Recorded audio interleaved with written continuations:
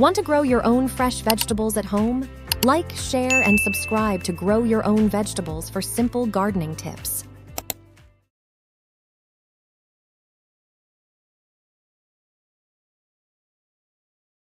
Kailash is saying, we've been preparing our beds in the new area, dug over the soil, we found one worm in the entire 10 meters, not a good sign. Okay, cool. And she says they're becoming gardening fanatics. That's awesome.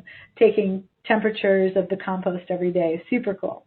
Okay, let's talk about the worms just for a moment. So when you're digging for worms and you're identifying, how many worms you have as a sign of how healthy your soil is, worms are one thing, and not everyone is going to have worms if they have particular types of soil, and also if your soil temperatures are not in the right temperature range, you won't see the worms present. They'll dig deeper. So, here in San Diego right now, it's hot, and our soil temperatures are hot all the time. The worms have gone deep, deep, deep down. The other reason why you might not see any earthworms is there might not be any food for them. So earthworms, they like to eat organic matter, and so the number of worms present is a sign of how much organic matter is present, and so you might need to increase the amount of organic matter. Maybe some, what I like to do is a lot of times with my compost bin is when I get the compost and it's mostly composted, but it's still kind of chunky, and it smells good, I basically I bury that in the garden, because what I know is that that's the stage that the earthworms love.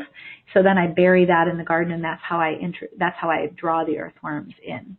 And if you are starting Hugelkultur beds, that will be another way to really invite worms in, because you'll have all those logs decaying over time. It's a good idea to bury it 12 inches down because if you don't bury it, animals can get to it. Stuart, it sounds like he might be doing some trench composting. So basically you can dig a trench and bury your compost in there, cover it up with straw, and you'll get a lot of earthworms. So that might be the comment that Stuart is adding here. So for Kailash, I'll tag Kailash for this timestamp as well.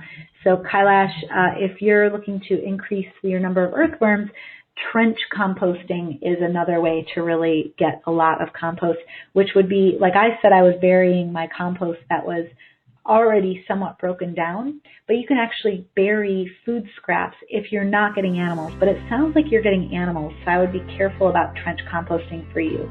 For people who are in the cities, oftentimes we can trench compost because the animals aren't present. But if you're getting animals that are digging things up, you don't want to bury your fresh food scraps, because that's just a way to get more of those critters. If you enjoyed this video, don't forget to leave a like and share your thoughts in the comments below. We'd love to hear from you.